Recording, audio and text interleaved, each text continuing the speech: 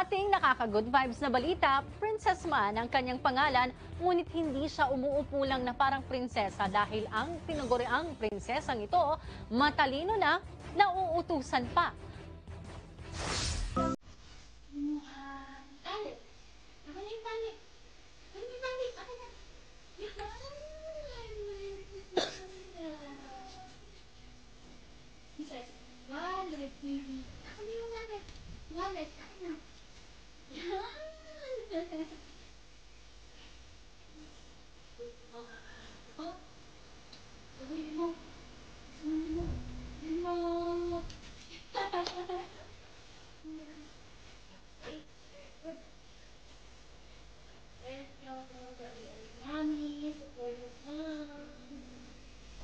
Chinelas, baby, chinelas.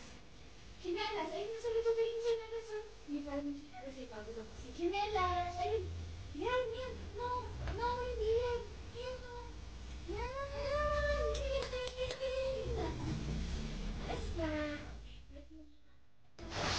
Ang cute naman ni Princess. Kung kayo ay may kwentong kakaiba, mga kwento ng pag-ibig o storya ng inspirasyon at pag-asa, maaari nyo itong ibahagi. Sumali sa ating Facebook group na Balitang A to Z. Panoorin ang replay ng ating programa at sundan ang ating social media pages.